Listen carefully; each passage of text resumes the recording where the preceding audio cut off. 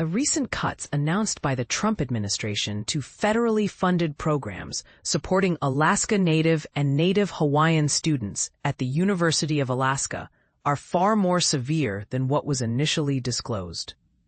This sudden news has shocked university officials and raises serious concerns about the future of educational opportunities for Indigenous students in Alaska. At the University of Alaska Fairbanks, UAF, the funding loss is estimated to be around $8.8 million, a substantial portion of the $12.9 million originally granted for a 5-year period.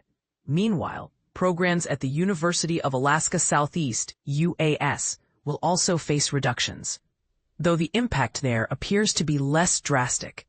Brian Uhr, who serves as the interim vice-chancellor for rural, community, and Native education at UAF, expressed how unexpected this decision was, emphasizing that there was no prior warning.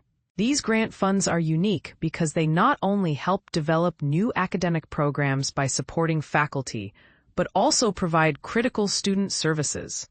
This support includes advisors, outreach coordinators, wellness staff, admissions assistants, and graduation services, all tailored to help Native students succeed.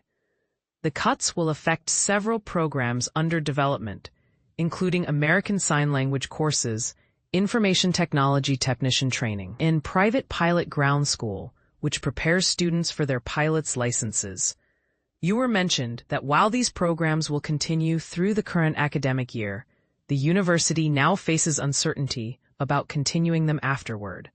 Officials have been given a 1-year timeframe to wind down activities funded by these grants. The UAF system includes campuses in Fairbanks, Dillingham, Bristol Bay Campus, Bethel, Nome, and Kotzebue. Although at least 20% of students must be Alaska Native to qualify for this funding, many services benefit a broader, rural student population, extending well beyond Native students, especially in remote regions lacking urban infrastructure.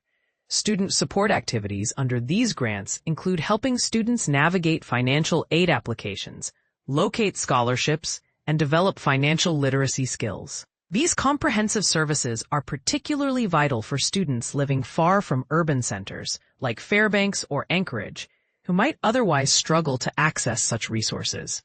In 2024, approximately 17% of the University of Alaska's student body identified as Alaska Native, amounting to 3,254 students statewide.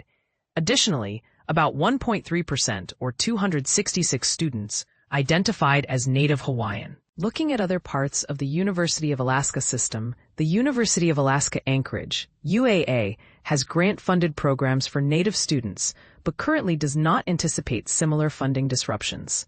Meanwhile, at UAS, Chancellor Aparna Palmer reassured the community through a university-wide email that despite the cuts, Indigenous cultural and academic programs will persist. Palmer highlighted ongoing courses and efforts in Indigenous studies and assured that the Native and Rural Student Center will remain open to support Native students and welcome all students.